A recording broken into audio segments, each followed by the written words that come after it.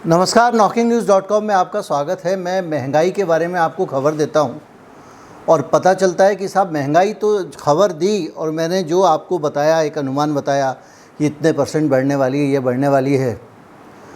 कुछ दिन बाद में एक नई खबर आ जाती है और उसमें पता चलता है कि और ज़्यादा महंगाई बढ़ने वाली है। अब महंगाई को लेकर रोज़ नया डेटा आ रहा है, नए नए तरीके से आ रहा है, हर कॉर्नर से आ रहा है और डेटा आ रहा है डराने वाला। सारी चीज़ें बोल रही हैं महंगाई बढ़ेगी। भाई कितनी महंगाई बढ़ेगी, एक आदमी की कोई सीमा है? आज मैं आपको बताने वाला हूँ कि कितनी महंगाई बढ़ गई और आपको पता भी नहीं चला। बहुत सारी चीज़ों का आपको पता ही नहीं चलता, क्योंकि जो आप ख़रीदने जाएंगे उसका पता चल जाएगा और उसमें भी कुछ चीज़ें आप किस्मत मान के ख़रीद लाएंगे। लेकिन अब महंगाई की जो स्थिति बनी है, उस स्थिति में आने वाले समय में आप चाहें भी तो भी महंगाई को नज़रअंदाज नहीं कर पाएंगे, क्योंकि अब हमारे और उत्पादक के बीच में, हम थोक बाज़ार के बीच में जो रिटेलर था, वो जो अपने ऊपर महंगाई को ले रहा था, उसकी क्षमता चुक चुकी है और अब उसने महंगाई को आगे पास करना शुरू कर दिया है। मेरे वीडियो अगर आप देखते होंगे दूसरे चैनल पे, नॉकिंग न्यूज़ पे, तो आपको पता होगा महंगाई की क्या हालत है। तो अब जो स्थिति बन रही है वो बहुत ख़तरनाक बन रही है। थोक मूल्य सूचकांक, ये मेरा नहीं है, सरकार का आंकड़ा है और वो ये कह रहा है, ये आंकड़ा कह रहा है कि महंगाई के मोर्चे पर सरकार सुपर फ्लॉप रही है, महा नाकाम रही है। और ये भी आपको पता चलेगा कि कौन कौन सी चीज़ें कितनी महंगी हो गई सरकारी आंकड़ों के हिसाब से। कहीं मत जाइए, चैनल को सब्सक्राइब कर लीजिए अगर आप हमारे चैनल को सपोर्ट करना चाहते हैं। अगर आपको लगता है कि आप हमको थोड़ी धनराशि दें ताकि हम और वीडियो आपको अच्छे से बना सकें, निरंतर बना सकें, क्योंकि इस काम के लिए भी धन की आवश्यकता होती है, तो आपको एक UPI ID मिलेगा डिस्क्रिप्शन में इस वीडियो के, उसके ज़रिए आप भुगतान कर सकते हैं। और एक QR कोड भी आपको वीडियो पे 1-2 स्थान पर मिलेगा, उसे भी आप मोबाइल फ़ोन से स्कैन करके, जैसे आप पेटीएम से भुगतान करते हैं या किसी और ऐप से भुगतान करते हैं, उससे भी आप इस QR कोड से भुगतान कर सकते हैं। मैं अभी हाजिर हुआ।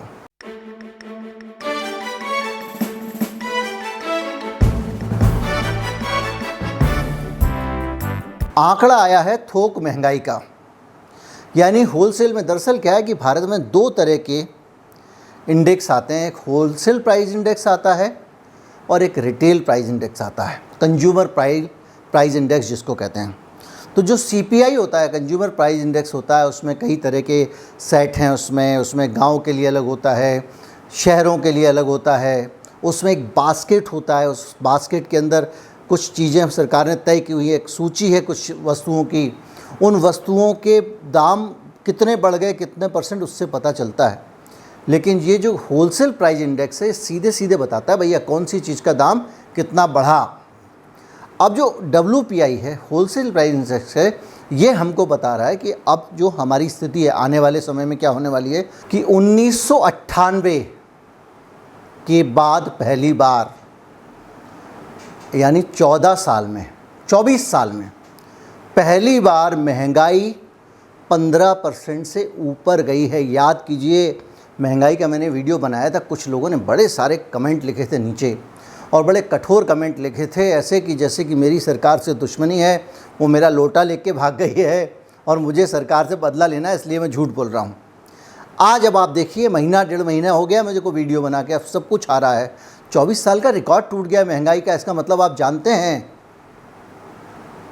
और इस रिकॉर्ड के टूटने का सबसे बड़ा नुकसान हो, ये रिकॉर्ड ऐसा नहीं टूटता, ये परसेंटेज में टूटता है। एक साथ इतना % महंगाई बढ़ी है, इसका मतलब ये नहीं है कि 24 साल पहले भी इतना ही रेट था, ये मत समझिएगा। जो 24 साल पहले जो रेट था, महंगाई की दर थी बढ़ने की, यानी इस बार जैसे मान लीजिए 15% से ऊपर निकल गई है, इसलिए 24 साल का हिसाब निकाला जा रहा है। और इस महंगाई की दर में जो आग लगी है वो पेट्रोल और डीजल की दरों से लगी है। पेट्रोल और डीजल पे अगर आप टैक्स लगाओगे खूब सारा, उसके कारण जो है ढुलाई चीज़ों की महंगी हो जाएगी, प्रोसेसिंग चीज़ों की महंगी हो जाएगी, रॉ मटेरियल महंगे हो जाएंगे, क्योंकि सब तो पेट्रोलियम से आता है। यात्राएं महंगी हो जाएंगी, ट्रांसपोर्टेशन महंगा हो जाएगा, सब्ज़ी महंगी हो जाएगी क्योंकि वहाँ पे ट्रैक्टर भी डीजल से चल रहा है, अनाज भी महंगा हो जाएगा, नलकूप भी डीजल से चल रहे हैं। तो हर तरह से जो आपकी महंगाई है उसने आपको 15.8%, 0.08% मतलब 15.1% से थोड़ा कम WPI बढ़ गया है। ये तो हुआ आंकड़ा बढ़ गया, लेकिन आप इससे अंदाज़ा लगाइए कौन सी चीज़ की महंगाई कितनी बड़ी है, तो आपको अंदाज़ा लगेगा कि 13 महीने से बिजली के दाम भी बढ़े हैं। यानी जो पंप लगता है, जो नलकूप में पंप लगता है किसान का, वो भी डबल डिजिट में बनी हुई है। मतलब आप कोई भी धंधा करोगे, ऑफिस खोलोगे, बिजली चलेगी, गर्मी है तो एसी चलाना पड़ेगा। आप स्टाफ को और ग्राहक को बीजना तो झल नहीं सकते हो। बीजना जानते हैं ना, हाथ का पंखा जो पुराने ज़माने में होता था, याद कर लीजिए, बहुत उपयोगी चीज़ें हैं ये। अक्सर अब वो दिन आ गए कि इनकी बहुत ज़रूरत है। और अब नतीजा ये हुआ है कि देखिए 98 में 15.32% थी और अब इसका ये हाल हुआ है, तो अब 15.08% है। अब अगर आए कौन कौन सी चीज़ें महंगी हुई है, जानना बहुत ज़रूरी है।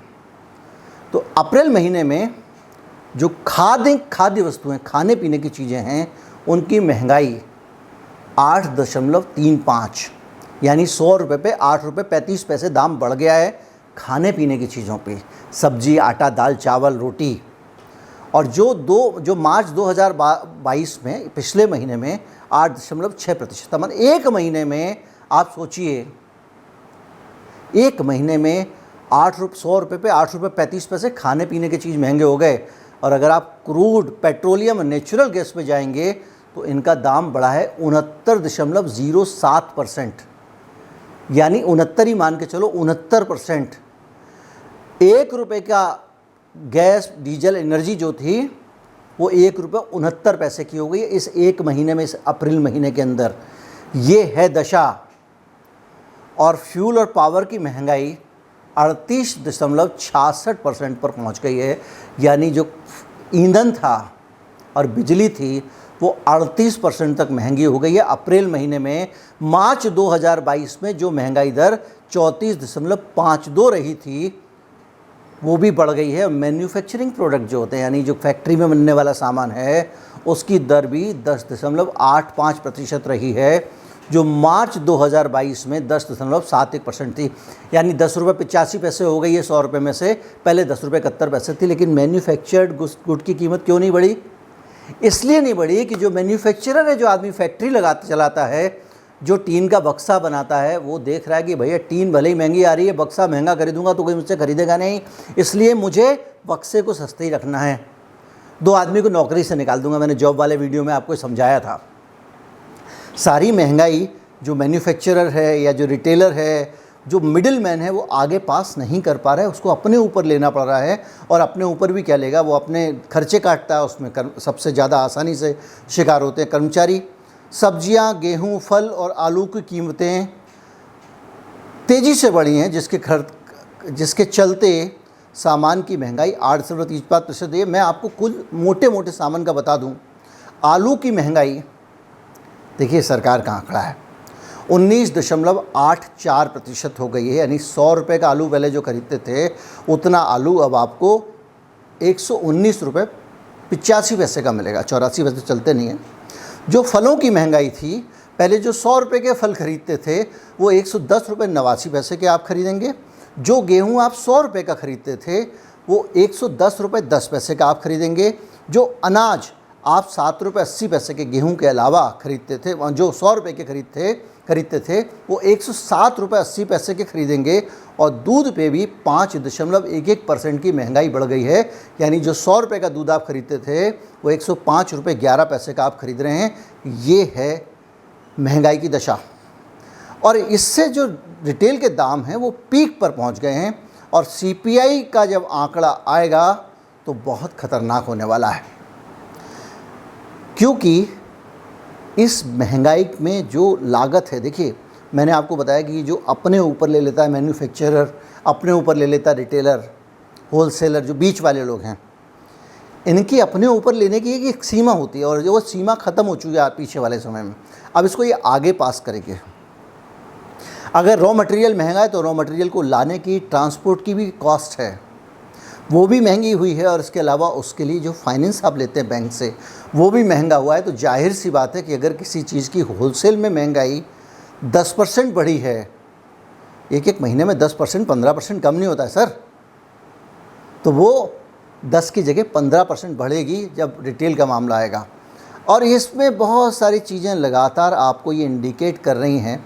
मैं इसमें बहुत सारी टेक्निकल चीज़ों में जा सकता हूँ, मेरे पास बहुत पिटारा है, लेकिन मैं सिर्फ इतना कहना चाहता हूँ, सरकार कुछ करो।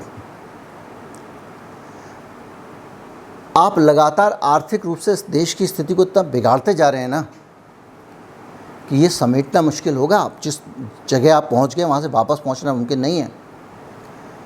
मोबाइल में डाटा मिडिल क्लास के पास में है। आप जो लोग वीडियो देख रहे हैं, हो सकता है कि आप इसको बर्दाश्त कर लें, कुछ लोग बर्दाश्त कर लें, कुछ लोग ना कर पाएँ। लेकिन इस देश में एक ऐसा तबका भी है जिसकी अफोर्डेबिलिटी, अपनी रोज़मर्रा की अफोर्डेबिलिटी भी कम हो गई है, और वो तबका जो है उसमें से लाखों लोग अब उस कोटे में आ चुके हैं जिसके अंदर अब वो रोज़ का सामान नहीं खरीद सकते हैं।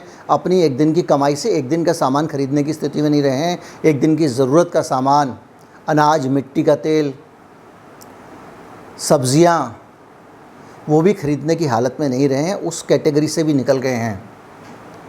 अगर समय, ऊपर से अभी ये जो तमाम तमाशे हो रहे हैं उनको तो छोड़ ही दीजिए कि सरकार जो है वो अब राशन में जो गेहूं दिया है उसमें टेक्निकल चीज़ें ढूंढेगी। जिस आदमी ने ले लिया उसे राशन कार्ड जमा करो वरना जेल में डाल देंगे। आदमी कुछ ना कुछ उल्टे सीधे रास्ते निकाल के ज़िंदगी चला लेता था, वो भी मुश्किल हो गया है। जो भी है, ये स्थिति है और दुखद स्थिति है, और इस देश के लोगों को पता होना चाहिए कि हम कहाँ पहुँच गए हैं, ये कहाँ आ गए हम।